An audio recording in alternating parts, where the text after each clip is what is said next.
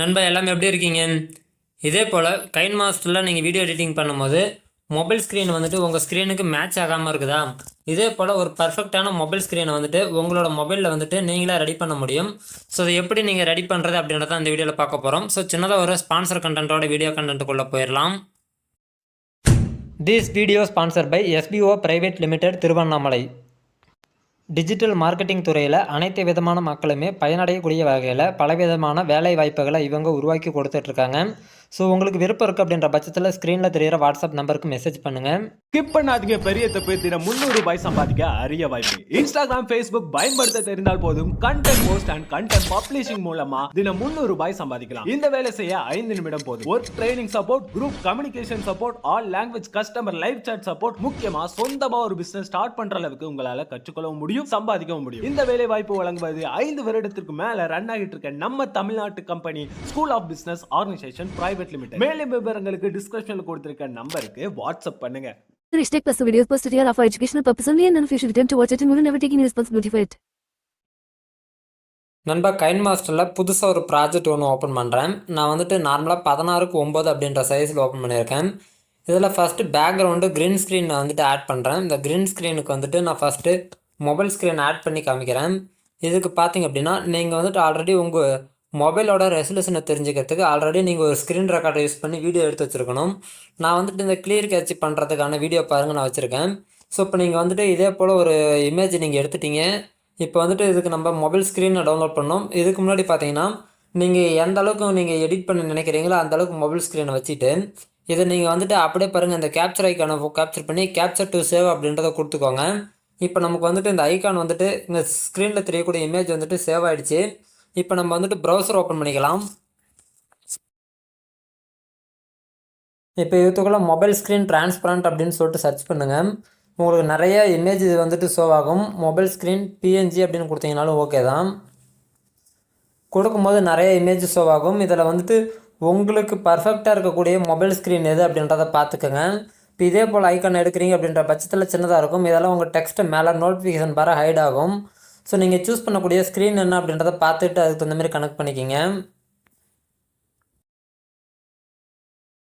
இப்போ நார்மலாக ஸ்க்ரோல் பண்ணிகிட்டே வரோம். உங்களுக்கு பிடிச்ச ஸ்க்ரீன் வர வரைக்கும் வெயிட் பண்ணுங்கள்.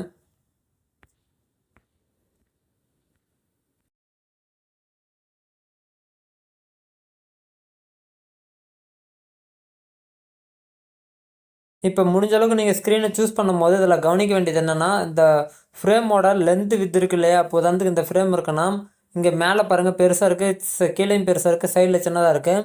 ஸோ இதெல்லாம் நீங்கள் கவனிச்சிங்கன்னா கொஞ்சம் நல்லாயிருக்கும். ஏன்னு பார்க்கும்போது ஒரு சில நேரங்களில் ரொம்ப சுகராக நீங்கள் ஸ்க்ரீனை டவுன்லோட் பண்ணுறீங்க அப்படின்ற பட்சத்தில் நீங்கள் ஃபிட் பண்ணும்போது பார்த்தீங்கன்னா ரொம்பவே சிரமமாக இருக்கும். இப்போ உதாரணத்துக்கு பாருங்கள், நான் இந்த ஸ்க்ரீனுக்கு நான் ஆட் பண்ணி காமிக்கிறேன். இது வந்துட்டு எல்ஜி மொபைலோடது. இப்போ நம்ம ஸ்க்ரீன் வைக்கும் போது மேட்ச் ஆகாது. இப்போ வந்துட்டு பாருங்கள், இது ஆல்ரெடி டிரான்ஸ்பரண்ட்டாக தான் கொடுத்துருக்காங்க. இப்போ நம்ம டவுன்லோட் பண்ணிக்கலாம். இல்லைனாலும் நம்ம வந்துட்டு எடிட்டிங்கில் சரி பண்ணிக்கலாம். இப்போ வந்துட்டு இது ஒரிஜினல் இது கூட வந்துட்டு எந்த அளவுக்கு மேட்ச் ஆகுது அப்படின்றத ஃபஸ்ட்டில் நம்ம பார்த்துக்கலாம். அப்படின்னா தான் உங்களுக்கு நம்ம செய்யும் போது வித்தியாசம் எந்த அளவுக்கு இருக்குது அப்படின்றது தெரியும். இப்போ உதாரணத்துக்கு பாருங்கள், இப்படி வச்சாச்சு. மேலே லேயரை வச்சுட்டு இப்போ நான் இழுக்கிறேன். இழுக்கும்போது பார்த்தீங்கன்னா உங்களுக்கு தெரியும் வித்தியாசம் எந்த அளவுக்கு இருக்குன்றது. இது வந்துட்டு நல்லா ஸ்க்ரீன் பார்த்தீங்க அப்படின்னா பர்ஃபெக்டாக மேட்ச் ஆகாமல் இருக்குது. உங்களுக்கு பார்க்கும்போது வித்தியாசம் தெரியுதுங்களா? எந்த அளவுக்கு பாருங்கள், சைடில் பெருசாக இருக்குது. ஸோ இப்போ இதை சரி பண்ணலாம். அதுக்கு என்னகிட்ட நான் யூஸ் பண்ணக்கூடியது நான் பிக்சல் ஆப் யூஸ் பண்ணுறேன். நீங்கள் என்ன எடிட்டிங் சாஃப்ட்வேர் யூஸ் பண்ணுறீங்களோ அதை யூஸ் பண்ணிக்கோங்க. இப்போ நான் பிக்சல் ஆப்பில் புதுசாக ஒரு ப்ராஜெக்ட் ஓப்பன் பண்ணிக்கிறேன். இதில் 16:9 அப்படின்ற சைஸை நான் சூஸ் பண்ணிட்டேன். இப்போ வந்துட்டு நம்ம ஆல்ரெடி க்ரீன் ஸ்க்ரீன் டவுன்லோட் பண்ணியிருந்தோம்லே, அந்த க்ரீன் ஸ்க்ரீனுக்கான இமேஜை நம்ம அப்லோட் பண்ணலாம். ஃப்ரம் கேலரி சூஸ் பண்ணிவிட்டு இதில் பாருங்கள், நம்ம ஆல்ரெடி வச்சுருக்க க்ரீன் ஸ்க்ரீன் இமேஜ் வந்துட்டு நம்ம போஸ்ட் பண்ணியாச்சு. இப்போ வந்துட்டு ஸ்க்ரீன் ஃபுல் சைஸில் வந்தாச்சு.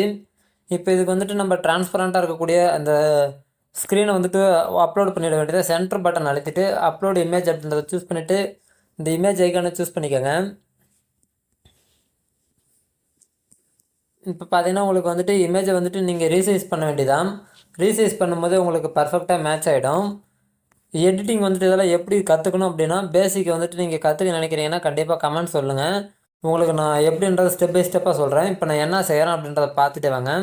நான் ஒப்பாசிட்டி அப்படின்றத நான் சூஸ் பண்ணிட்டேன். எதுக்காக அப்படின்னா, அப்படின்னா தான் நமக்கு வந்துட்டு எந்த அளவுக்கு ஸ்க்ரீன் இருக்குது அப்படின்றது தெரியும். ஸோ அதுக்காக ஒப்பாசிட்டி நான் சூஸ் பண்ணியிருக்கேன். இப்போ வந்துட்டு கீழே வந்துட்டு மேட்ச் ஆகாமல் இருக்கு இல்லையா, அதுக்கு வந்துட்டு நீங்கள் இந்த இமேஜ் வந்துட்டு இப்படி கீழே மேலே வந்துட்டு அட்ஜஸ்ட் பண்ணுறீங்க அப்படின்னா உங்களுக்கு வேணுங்கிற சைஸ் மேட்ச் பண்ணிக்கலாம்.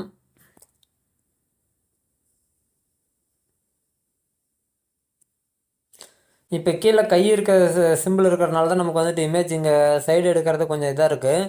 இல்லைன்னா நீங்கள் சிம்பிளாக வந்துட்டு எடுத்துக்கலாம். இது வந்துட்டு டஃப்பான இமேஜ் தான், அதனால தான் நான் உங்களுக்கு இதை சூஸ் பண்ணியிருக்கேன்.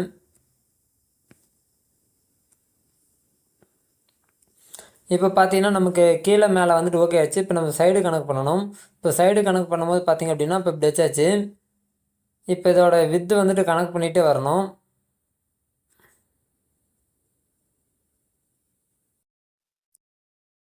இப்போ பார்த்தீங்கன்னா நமக்கு சைடும் ஓகே ஆச்சு. இப்போ வந்துட்டு இந்த கீழ்ப்பகுதியை வந்துட்டு லேசாக கணக்கு பண்ணி வச்சிடலாம். இன்னும் கொஞ்சம் கீழே இதாகிற மாதிரி இருக்குது.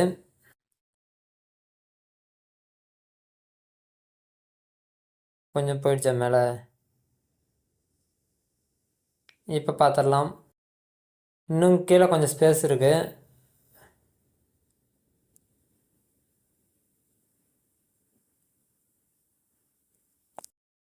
இன்னும் ஒரு நூல் மேலே வைக்கணும்.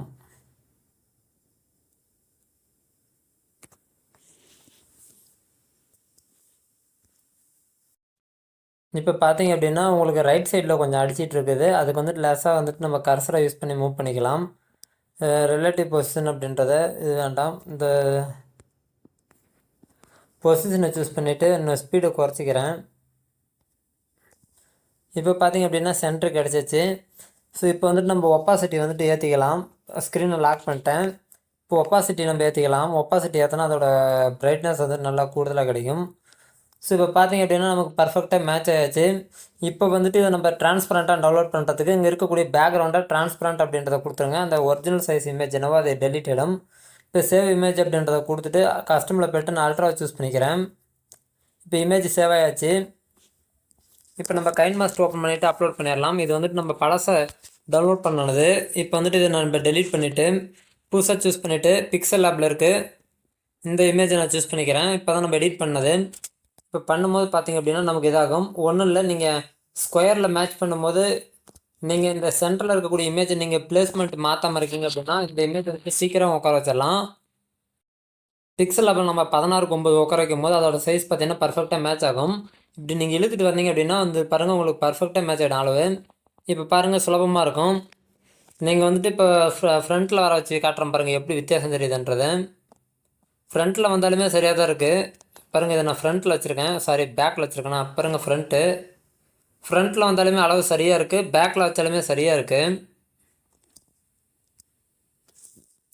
இப்போ நான் பேக்கில் வச்சுருக்கேன், எப்படி இருக்குன்றதை பாருங்கள். இப்போ நான் இந்த வீடியோ வந்துட்டு ப்ளே பண்ணி காமிக்கிறேன். அப்படின்னா தான் உங்களுக்கு அதோட சைஸ் எந்த அளவுக்கு மேட்ச் ஆகிருக்கு அப்படின்றது தெரியும்.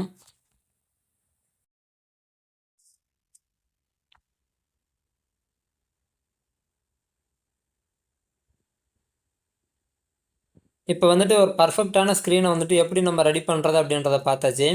ஃப்யூச்சரில் இதே போல் பலதரப்பட்ட பயனுள்ள தகவல்களை தெரிஞ்சுக்கலாம். வீடியோ பிடிச்சிருக்கு புரிஞ்சிருக்குன்னா ஃப்யூச்சர் அப்டேட்டுக்கு தொடர்ந்து ஃபாலோ பண்ணுங்கள்.